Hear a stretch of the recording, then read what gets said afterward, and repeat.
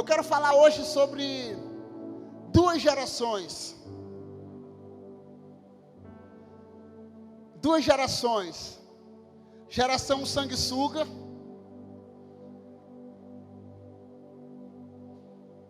E a geração de uma coisa. Provérbios 30. Provérbios 30, 11 a 15.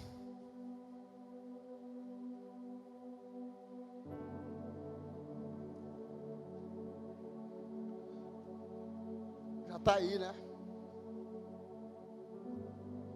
Provérbios 30, de 11 a 15, diz assim: há pessoas que amaldiçoam o próprio pai e que não bendizem a própria mãe. Diga misericórdia. Há pessoas que são puras aos próprios olhos e que jamais foram lavados da sua sujeira. Há pessoas cujos olhos são arrogantes e que olham para outros com desdém. Há pessoas cujos dentes são espadas e cujas mandíbulas são facas, para consumirem os aflitos da terra e os necessitados deste mundo. A sanguessuga, diga, a sanguessuga, tem duas filhas, que se chamam Dá e Dá. Três coisas que nunca se fartam. Na verdade, há quatro que dizem nunca basta. Então eu queria compartilhar hoje sobre essa primeira geração. E eu estou lendo um livro que o Valber me deu, que se chama Cultura Global, né? E eu cheguei numa parte essa semana muito interessante, que parece que tudo culminou para essa mensagem. E eu li uma pesquisa que está lá nesse livro. E ele relata uma pesquisa feita em 2008, diga 2008. Que os jovens do Brasil, eles se caracterizam usando três palavras predominantes. Quais são elas? 2008 isso, ok? Essa mensagem minha foi no primeiro contramão da sanguessuga. Aqui dentro, primeiro contramão.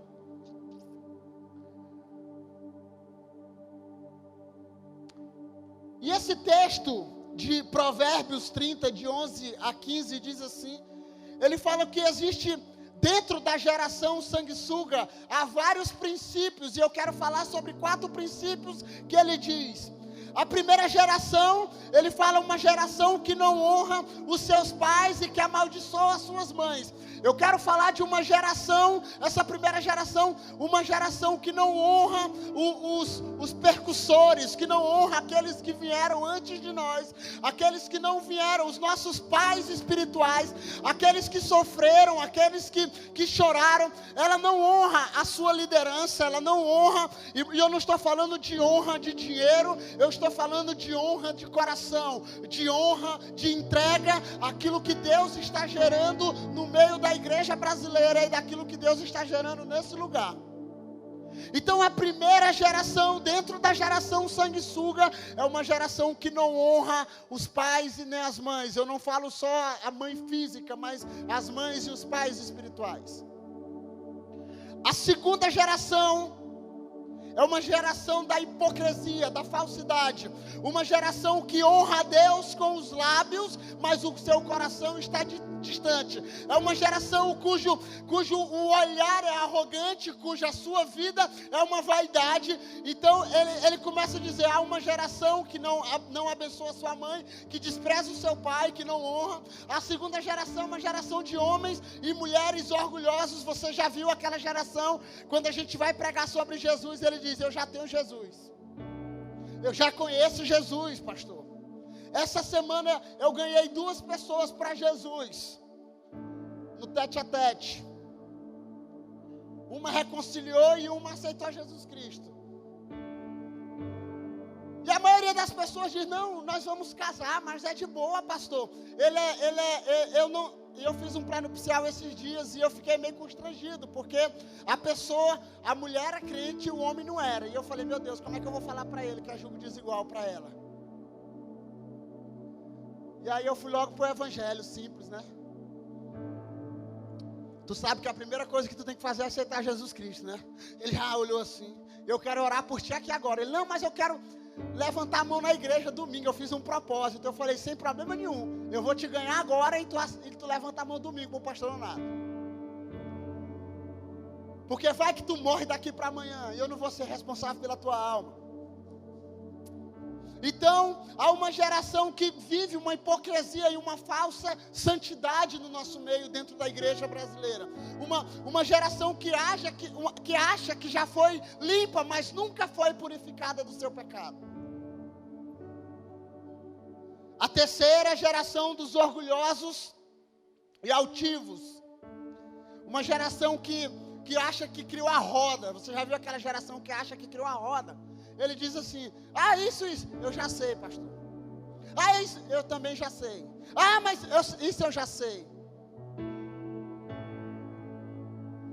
E a quarta geração é a geração dos amaldiçoadores, dos maledicientes, dos fofoqueiros.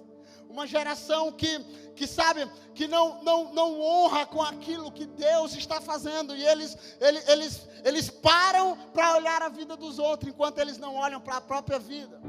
Como diz Jesus, porque você repara nos olhos do teu irmão, no cisco, enquanto no teu tem uma trave.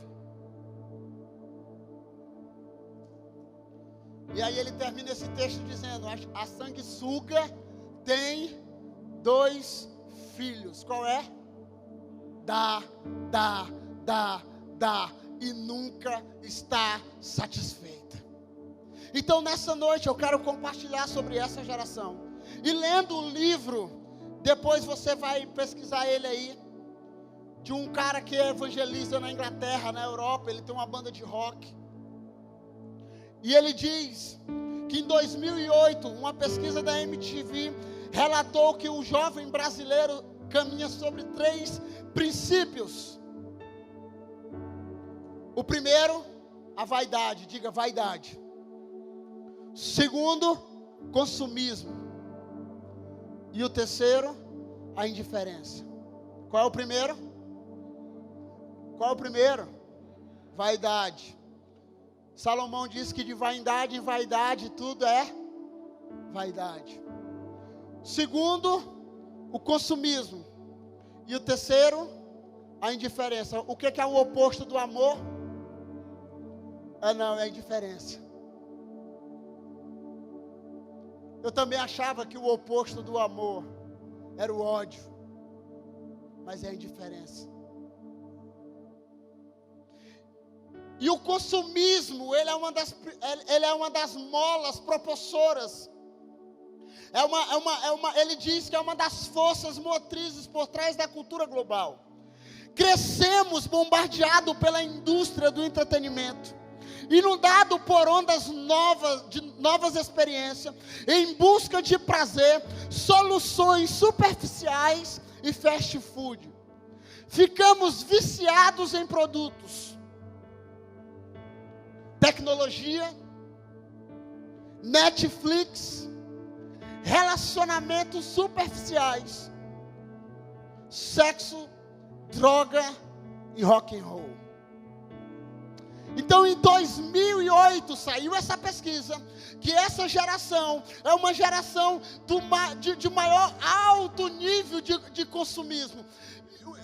Quando eu preguei essa mensagem, não sei quantos anos atrás, do primeiro contramão, eu estava até mais cheinho. Eu ouvi uma mensagem de um pastor da Inglaterra em 2002, 2003. Era na época de fita, né? Lado A e o lado B. E ele começou a falar de uma geração que estava surgindo. Em 2000 ele falou sobre isso. De uma geração que estava surgindo no mundo, que seria uma geração tão consumista, tão consumista, tão consumista. E essa geração, ela não está só simplesmente lá no mundo. Essa geração chegou na igreja. Sim ou não? Ela consome culto, ela consome experiência, ela consome, sabe, pastores, ela consome tudo aquilo. E agora, com o advento das redes sociais, com a tecnologia, nós estamos mais consumistas. Eu acredito que hoje a nossa geração é a geração que mais consome conteúdo, é a geração que mais consome pornografia. E eu li uma pesquisa que 79% dos rapazes assistem pornografia, e as mulheres são menores, mas também assistem pornografia, e nós estamos em uma geração que tem consumido, semelhante a sanguessuga, dá, e nunca está satisfeito. E quando eu ouvi essa mensagem, quando eu li esse texto a primeira vez, quando eu me converti, eu ouvi um pastor da Inglaterra pregando, e ele disse assim: essa geração é tão rebelde, que se acabar com toda a droga do mundo, ela vai caçar algo para se drogar. E eu fiquei com isso na cabeça. Na rua Piauí, onde há um condomínio ali, perto da rua H, existe um campinho nosso, o Areão. E lá um dia, os amigos começaram a entrar na cultura de fumar, né? Vamos ver como é que é fumar, como é tragar, né? E tinha um amigo meu que começou a ficar tão viciado no cigarro, e eu lembrei dessa mensagem antes, que ele pegou bosta do jumento seca. Ele pegou um papel lá, seda, né, que chama. Ele enrolou e começou a fumar lá no campo.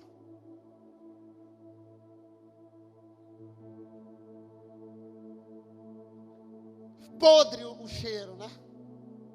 E eu lembrei dessa mensagem. E quando eu estava essa semana eu estava orando e lendo a Bíblia, e me veio esse texto, soltou esse texto, e parece que tudo foi convergindo para essa mensagem. Eu acordo um dia, mexo no Spotify, aparece uma música que eu vou botar depois para vocês, e essa música, ela me lembrou de um evento que eu vou postar aqui também, chamado One Day do Passion, e sabe, e eu comecei a lembrar que Deus estava querendo despertar a nossa geração, para que olhasse para uma coisa, abandonasse, sabe, o consumismo, sabe, porque tudo aquilo que é vício, ele mata a nossa paixão. E tem gente que está viciado na experiência do culto, tem gente que está viciada apenas na célula, tem gente que está viciada apenas nos relacionamentos.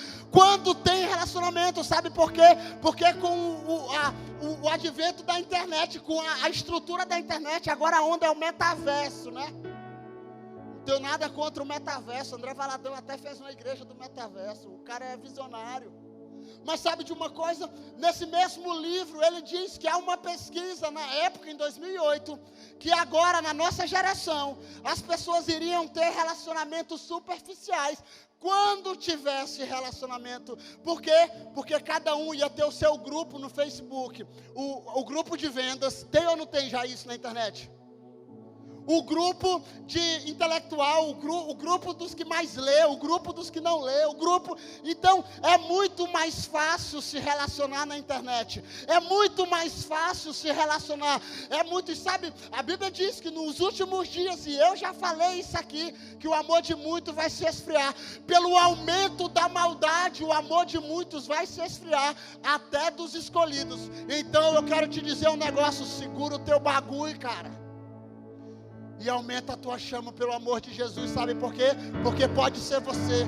Você pode ir para a célula, você pode ir, sabe? Mas se você não deixar o teu amor por Jesus queimar, você será apenas um crente de domingo ou um cretino durante a semana.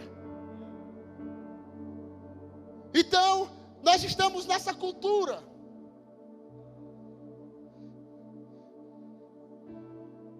Tecnologia, Netflix. Eu não estou dizendo e condenando, ok? Hoje eu assisti um filme mais minha esposa à tarde. Só que nós somos uma geração que quer mais e quer agora. Mas não sabemos o que queremos. Nós somos uma geração que eu quero agora, eu quero o prazer agora, eu quero a vida agora, eu quero a minha roupa agora, eu quero um carro novo agora, eu quero a minha vida agora, eu quero um relacionamento agora, eu quero sexo agora, eu quero droga agora. Mas na verdade nós não sabemos o que queremos, sabe por quê? Porque o consumismo mata a nossa identidade. E a nossa identidade, aqueles que aceitaram Jesus Cristo e crucificaram a sua carne com suas paixões, eles reconhecem agora que são filhos de Deus. Eles são filhos de Deus e agora eles têm uma identidade. E a maioria dessa geração da sanguessuga, ela é uma geração que não tem identidade. Ela é uma geração que está em busca de um objetivo, em busca de um propósito. Você já viu todos os cursos de coach hoje no mundo? Você que está em busca de um propósito, você que quer viver uma aventura maior, você que quer viver algo, eu tenho um negócio para tu viver, meu irmão, viver na presença de Jesus. Sabe por quê? Porque Jesus trabalha de multiforme graça, e quem anda com Ele tem propósito, quem anda com Ele tem objetivo, quem anda com Ele tem uma missão, e sabe qual é a sua missão. E nenhum homem que sobe na montanha, desce da montanha, sem um propósito.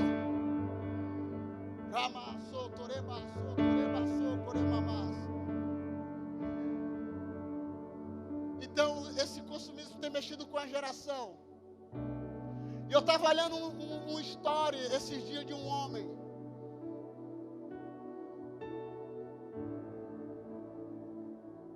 E ele falando sobre isso. E à medida, e olha que eu estou falando para você que eu tenho mais de 20 anos caminhando na igreja. À medida que nós vamos envelhecendo, à medida que você vai envelhecendo na igreja ou na célula, em qualquer lugar,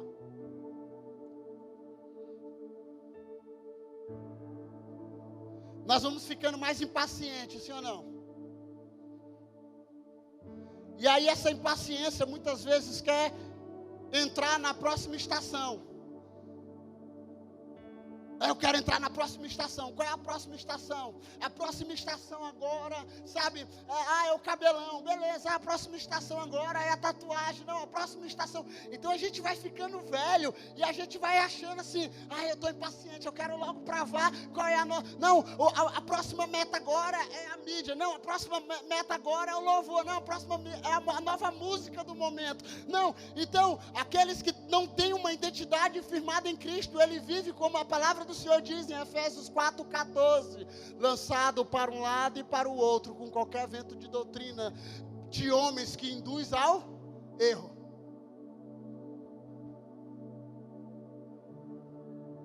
E sabe quando as coisas piores, e eu já fiz um texto sobre isso. À medida que envelhecemos, ficamos impacientes, querendo entrar na próxima novidade. Facilmente nos livramos de pessoas que não servem mais ao nosso propósito. E seguimos em frente, com pouca ou nenhuma consequência. E quando nós rompemos não descobrimos a nossa identidade, os nossos relacionamentos são voláteis. Sabe? E sabe de uma coisa, um dia, Pedro... E a maior revelação de Pedro, todos nós já sabemos disso decorado. Um dia Pedro está diante de Jesus. Jesus olha para Pedro e diz assim: Pedro, tu me ágape. O nome da nossa igreja, né? Quando ele fala desse amor, ele fala do amor ágape. Ele fala de dois amores. Quais são eles? Filéu e o ágape. O amor de amizade e um amor íntimo, um amor de relacionamento, um amor, sabe? E aí ele diz: Pedro, tu me amas. Pedro nega Jesus, Pedro rejeita a mensagem da cruz ali, rejeita Jesus por alguns, e em João 21, Jesus se encontra com ele, chama ele na beira de novo, coloca ele lá na beira do riozinho, comendo um peixe frito, todo aquele cenário maravilhoso, e ele diz: e aí Pedro, tu me ama? E agora, Pedro, depois de todo esse sofrimento, tu me ama? E ele diz: sim, Senhor, eu te amo. O que é que Jesus disse para ele? Pedro, vai e apacenta as minhas ovelhas. Sabe de uma coisa? O amor, quanto mais nós vamos nos aproximando com o fim dos tempos, o amor vai esfriando, sabe? O amor por cuidar de gente vai se esfriando. O amor por cuidar de pessoas vai se esfriar. O amor de cuidar, sabe? O nosso pastor, uma das maiores figurinhas dele é: vou orar pelo teu cachorro, né? Morrer. Sabe por quê? Porque ele diz: se você cuida de cachorro, de bicho, você sabe cuidar de gente. Mas sabe de uma coisa? Os nossos relacionamentos, por causa do consumismo, nós temos feito que os relacionamentos sejam: hoje eu estou contigo, aí é a parada do network, né? O que se mais fala no mundo dos negócios. Nós precisamos ser uma geração do network, da rede de relacionamento. Só que quando a pessoa não consegue mais suprir, eu abandono ela e coloco ela de escanteio e procuro outros relacionamentos. Só que aqueles que apacentam e amam as ovelhas, eles não vão amar só aquelas ovelhas maravilhosas ou aquelas ovelhas que parecem comigo. Nós vamos amar aquelas ovelhas que parecem com lobos e vamos continuar amando, porque o amor me amou, Jesus Cristo me amou. E uma das características de quem ama Jesus é que ama pessoas. Uma das características de quem ama a mensagem da cruz é que ama pessoas, é que se importa por pessoas. O nosso Jesus, caminhando em todos os lugares, ele sempre parou por uma pessoa. Sempre parou por uma pessoa. Qual é o segredo do ministério de Jesus? Não era a igreja top, não era o maior mega power do milagre andando sobre as águas. O maior poder de Jesus, do seu ministério, é que ele sempre parava por uma pessoa. Ele parou por um cego, ele parou por uma mulher com fluxo de sangue. E sabe de uma coisa? Muitas vezes nós queremos ser os atores gospel, popstar, o ministro do evangelho. Só um momentinho, depois eu falo contigo. Pastor, eu quero falar com o senhor. Não, você não marcou na minha agenda.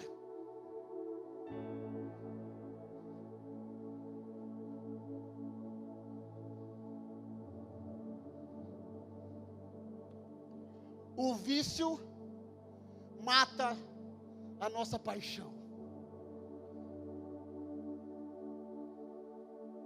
Esse é o efeito final do consumismo.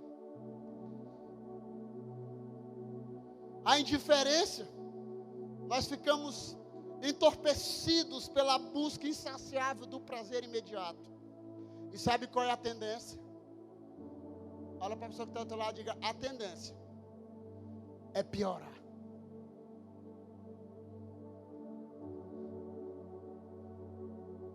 Mas sabe de uma coisa?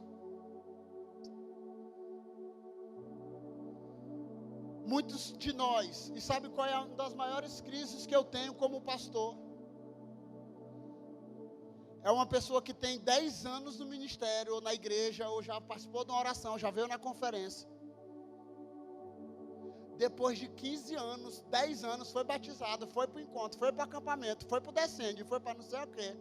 Depois de 12 anos, eu estou descobrindo o meu propósito.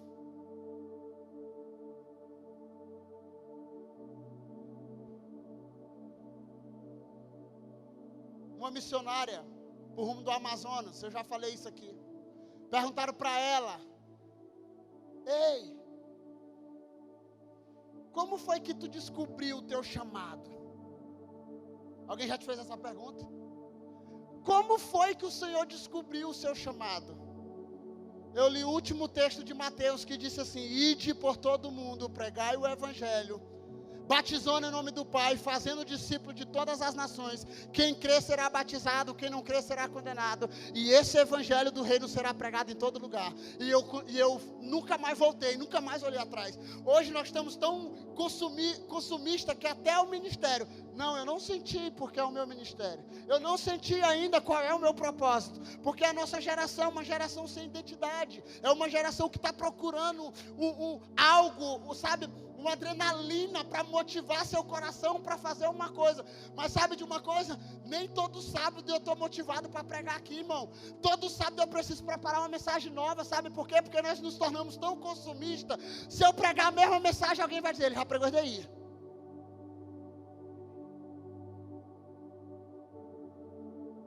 Ele já pregou isso daí 2 vezes. Quando o pastor Nonato prega todo início de ano, a visão da igreja, os 7 pilares, ele vai pregar isso daí de novo. Eu já sei decorado. Me diz aí os 7 pilares da igreja sem pegar no papel. Vai lá.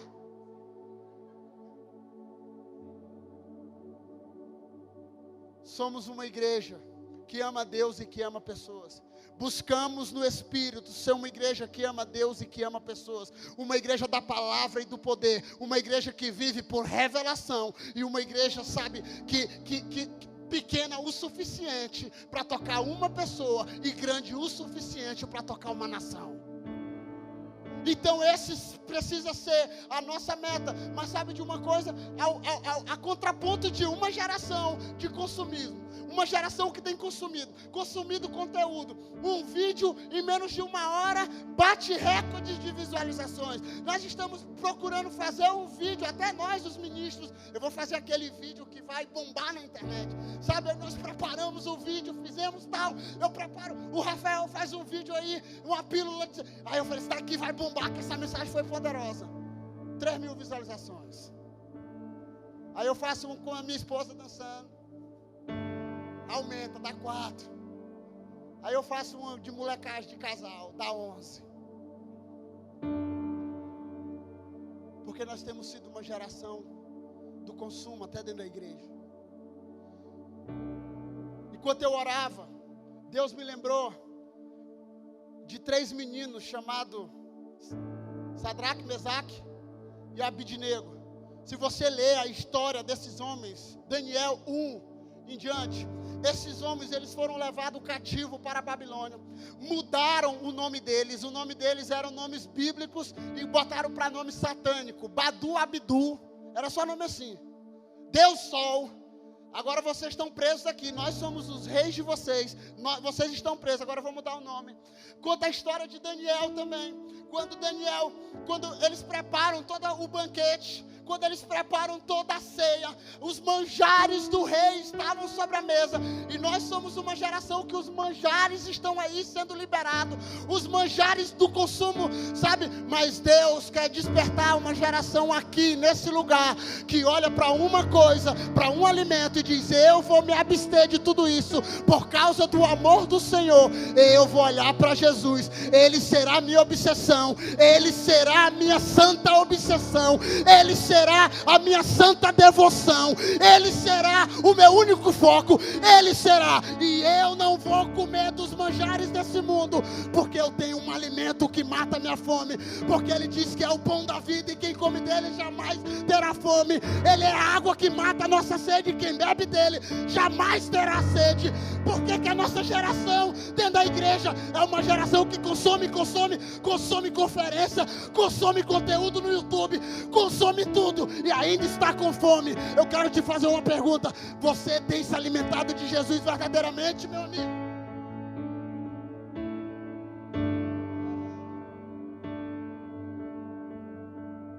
Se Ele disse que é o pão que mata a fome, quem come dele jamais terá fome. Nós temos comida em outros lugares.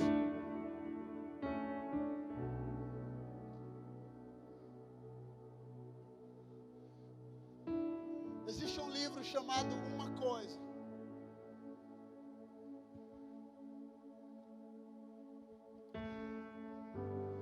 E os meninos cantaram aqui, uma coisa. One thing.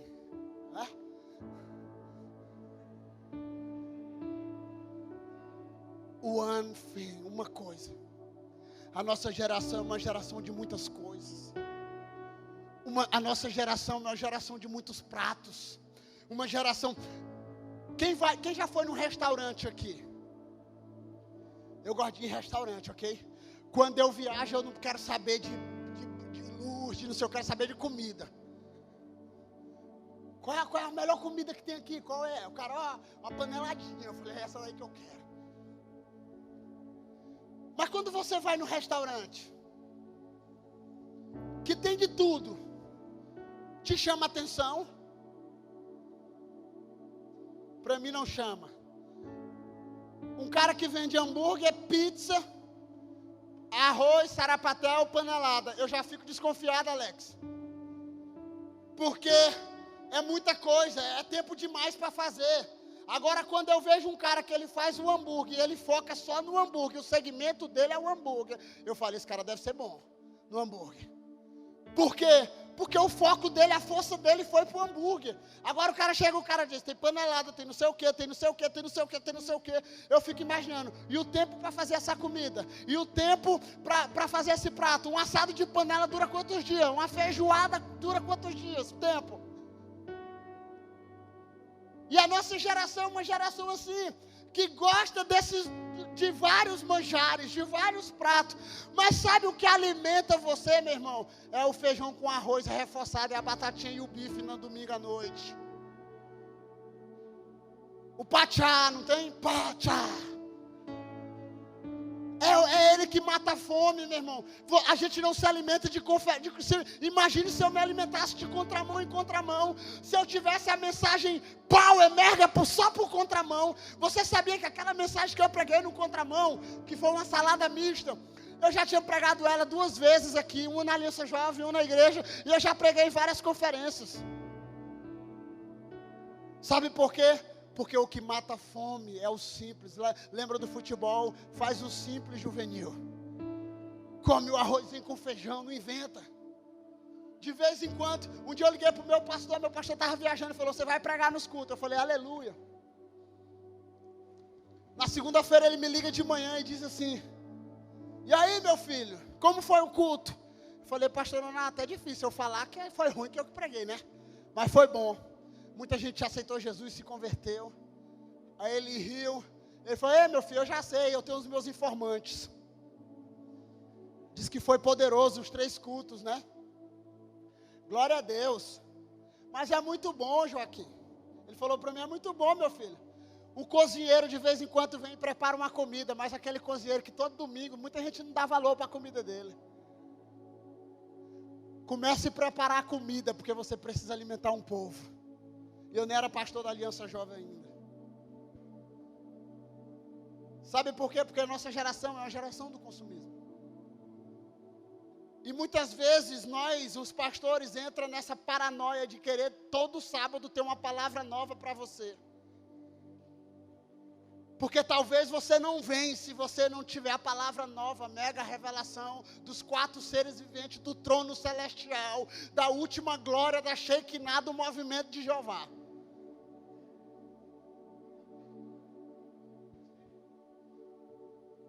Você lê a Bíblia quantas vezes? Você come quantas vezes? Então, o vício tem matado a nossa paixão pelo aquilo que é simples.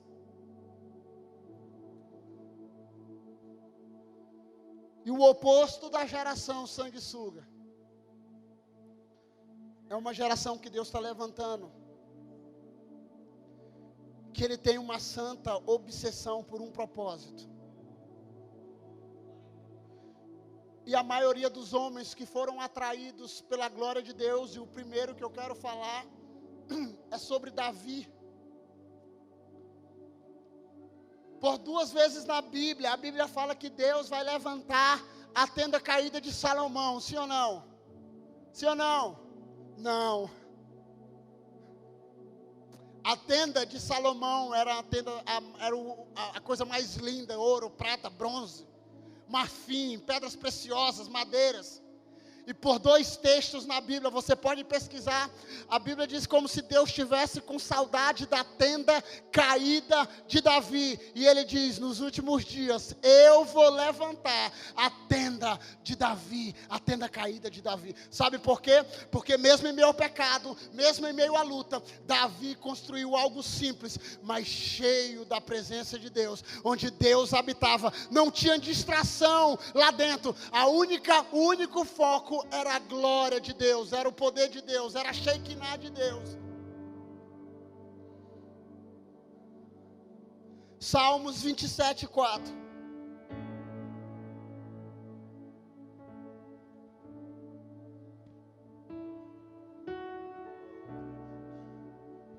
Duas coisas eu peço ao Senhor. Davi diz. O salmista diz o quê? Diz o quê? Diz o quê? Diz o quê? E por que nós queremos várias coisas? Uma coisa eu peço ao Senhor, e a buscarei, que eu possa morar na casa do Senhor todos os dias da minha vida, para contemplar a beleza do Senhor e meditar no seu templo. Davi não está dizendo que ele quer morar dentro da nova aliança, não, irmão. Davi não está dizendo aqui para você aqui, eu prefiro ficar um dia na Adonai do que 1000 em outro, lá na boate, na broda, na danceteria. Não, Davi está dizendo assim, o salmista dizendo, olha, uma coisa peço ao Senhor, e a buscarei, e eu vou perseguir. Eu tenho uma obsessão, eu tenho um desejo, e eu vou lutar por esse desejo, Deus. Uma coisa, eu vou tirar os meus olhos de toda a distração desse mundo, de relacionamentos, da internet, das redes sociais, das vidas mentirosas. Eu vou perseguir isso, para poder morar na casa do Senhor todos os dias da minha vida, para contemplar a beleza do Senhor. A Bíblia diz no Salmos 23, que o Senhor é meu pastor, e nada me faltará. Deitar-me faz em verdes pastos, guia-me mansamente às águas tranquilas. Por amor do seu nome, ainda que eu ande pelo vale da sombra da morte, o Senhor está comigo, e certamente que bondade do Senhor me perseguirá todos os dias da minha vida. Davi diz o quê?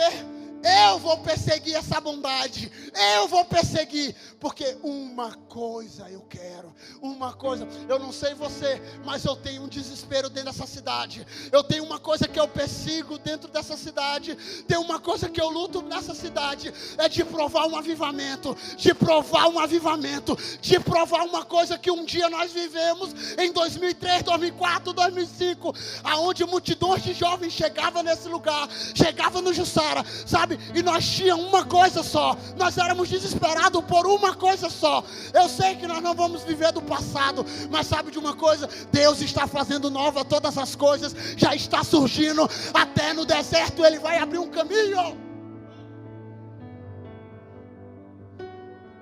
Nós temos orado por isso, nós temos clamado por isso nas quinta-feiras. Nós vamos para as ruas dessa cidade. Está na hora de a gente começar a ir para as ruas dessa cidade. Sabe por quê? Porque uma coisa para nós, eu não sei você, se você é meu discípulo, você vai ver e vai buscar isso. Eu não tenho buscado, sabe, uma estrutura, apesar de elas vão chegar. Eu não tenho procurado, sabe, um ídolo para essa geração. Eu tenho procurado uma pessoa, e eu tenho perseguido essa pessoa desde quando eu me converti, sabe, para poder contemplar a sua bondade, para poder contemplar a sua glória. Lucas 10, 38 a 40. Jesus chega na casa de uma mulher, todos nós sabemos esse texto, Marta e Maria. Jesus, eu cheguei na tua casa, você chegou aqui em casa. Elas estavam seguindo Jesus, e aí ela chega na casa. A história diz que Jesus senta. Maria vai para onde? Maria vai para onde? Vai para os pés do Senhor. Marta vai fazer o quê? Eu sou de um tipo de um cara que eu vou pregar para você duas coisas. Seja 70% Maria e 30% de Marta. Amém? Amém? Porque a oração não faz sozinho na quinta. Então, para organizar essa igreja, precisou de Marta, sim ou não? Sim ou não? Então, eu quero te pedir, seja 30% de Marta, mas seja 70% de Maria. A Bíblia diz que Maria ficou aos pés de Jesus. Marta chega para Jesus e diz: ei, o senhor não fica assim em crise não, porque o senhor chegou aqui, eu fiquei trabalhando, limpando a casa, eu varri, eu liderei a célula, eu fiz não sei o quê, eu fui supervisor, eu multipliquei, e o pastor parece que nem dá moral para mim. Aí Jesus diz o quê? Marta, Marta, tu está muito inquieta. Marta, fica na tua. Jesus não foi duro com Marta, Jesus não bateu em Marta. Jesus apenas disse: Maria escolheu uma coisa. uma coisa. E isso não foi tirado. E não vai ser tirado. Então, qual é a nossa escolha? Uma coisa. Pode ler o texto lá. Uma coisa. Ela escolheu uma coisa. O problema é que nós temos escolhido muitas coisas.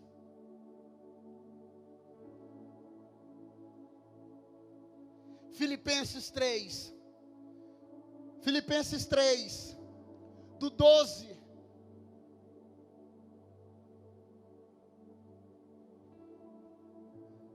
Bota do 8. Coloca do 8 para mim, Léo. Na verdade, considero tudo como esterco, como perda, por causa da sublimidade do conhecimento de Cristo Jesus, meu Senhor. Por causa dele perdi todas as coisas e as considero como lixo para ganhar a Cristo. E ser achado nele, não tendo justiça própria que procede da lei, mas aquele que é mediante a fé em Cristo, a justiça que procede de Deus baseada na fé.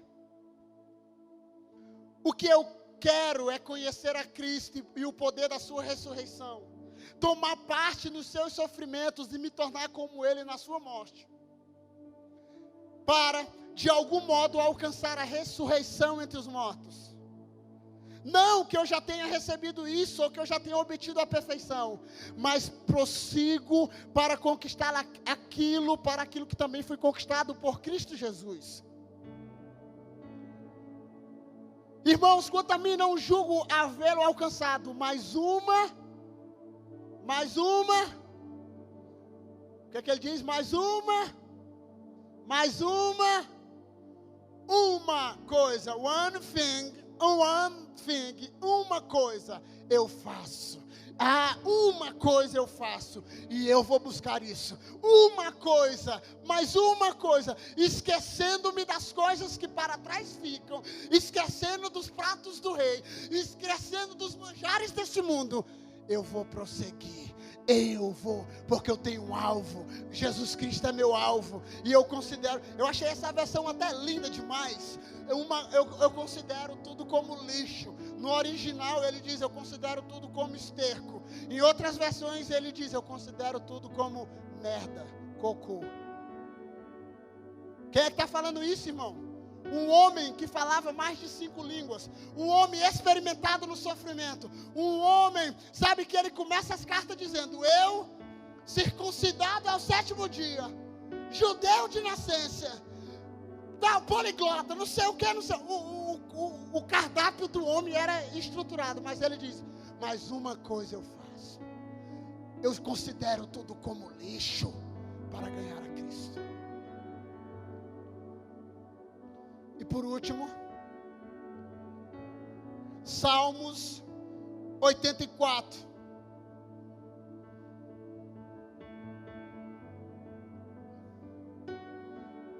Salmos 84, de 1 a 10, diz assim: quão amáveis são os teus tabernáculos, Senhor dos exércitos.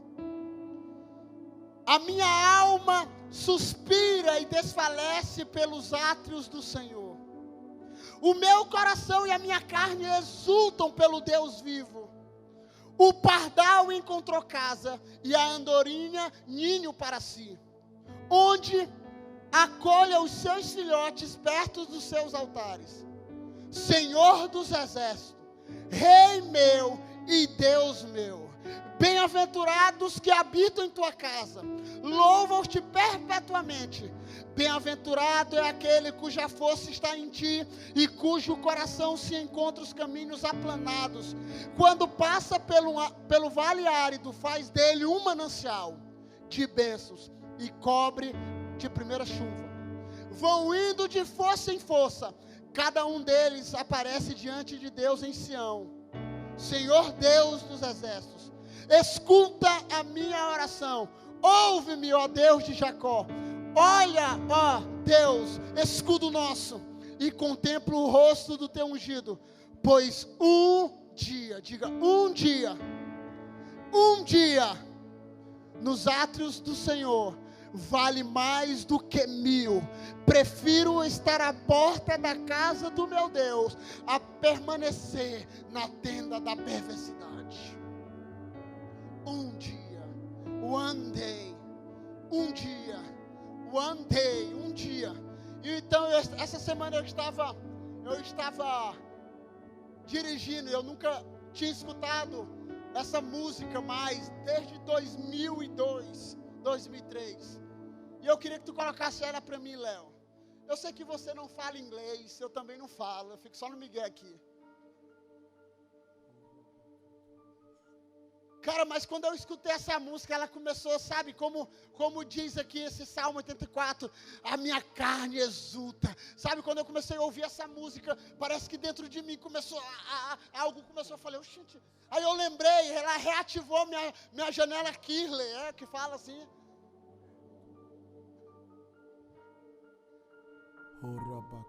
Quando eu ouvi essa música, quando eu me converti, quando nós começamos a orar. Toca aí. Ela. God, I love your presence. There's nobody like you, Jesus. Aumenta aí ela. Nobody compares to you. Fecha os olhos. How lovely is your dwelling place, oh Lord Almighty. For my soul longs and even faints for you.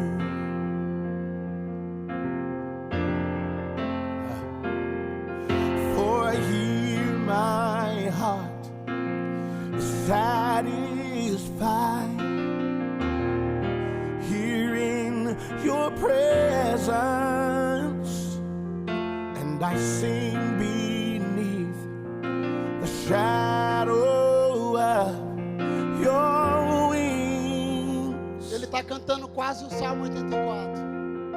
For better is one day in your courts, better is one day in your house, better is one day in É melhor your um dia courts nos teus than atos. thousands elsewhere. É melhor um dia na tua casa do que 1000 em Better outro is lugar. one day in your courts, better is one day in your house, better is one day in your courts than thousands elsewhere, than thousands elsewhere.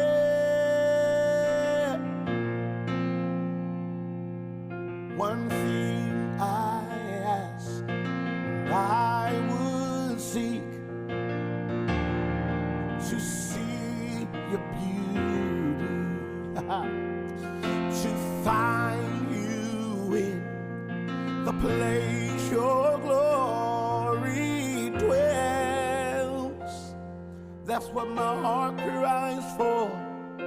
One thing I ask, Essa noite Deus quer despertar você para uma coisa. I wanna see you. Essa música foi dada nesse evento aqui, ó. To find you in Esse evento se chama the One Day. place your glory Eles decidiram se juntar um dia para adorar a Deus num campo, um dia. E eles ficaram surpreendidos. Eles achavam que não ia chegar esse tanto de gente. Depois vai lá no YouTube, assiste 2000 esse vídeo. E eles começam a chegar gente de ônibus, gente de van, gente de barraca. Eles começam, sabe? Eles começam a adorar Jesus. Eles têm uma torre que eles levantam na torre, e de hora em hora um levanta e lê um texto da palavra, e eles começam, sabe, a chorar, a orar. Eles têm uma cruz, eles saem correndo para a cruz, e sabe, e ali começou a despertar algo. A Aliança Jovem, talvez você não sabe a história da Aliança Jovem, mas um dia ela saiu assim, ele surgiu com esse sentimento de revolução, sabe? Eles começaram a orar, daí saiu movimentos anti-aborto no mundo, do Decol, do Descende, daí saiu o Descende, daí saiu, sabe, os movimentos de adoração no mundo. E você precisa ser uma geração de uma coisa, a geração geração que busca. Esses homens, Chris Tomlin, Matthew Edman, os caras que escreveram a música A Essência da Adoração. Vai valer a pena. És um Deus dessa terra, que nós cantamos hoje, surgiu nesses movimentos de adoração há 22 anos atrás.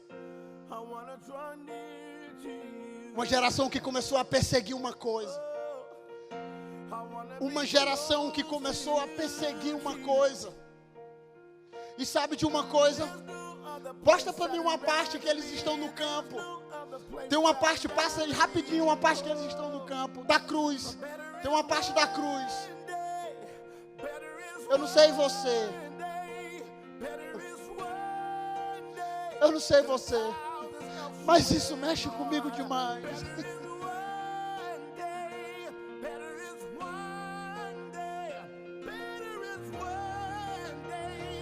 Isso mexe comigo, sabe por quê? Porque um dia, um homem de Deus, ele foi na casa de John Wesley na Inglaterra, onde ele orava, e ele foi numa caravana, sabe? E eles foram numa caravana, e esse homem estava de joelho, e procuraram ele na casa, que tá faltando alguém na caravana, tá faltando alguém. Tinha um homem lá, se eu não me engano, Billy Graham, ele estava de joelho orando, dizendo: Senhor, faz de novo, Senhor, faz de novo, faz de novo, como um dia o Senhor fez com John Wesley, o tição tirado do fogo, faz de novo. E sabe quem foi um dos maiores evangelistas da nossa nação? Um homem chamado Billy Graham.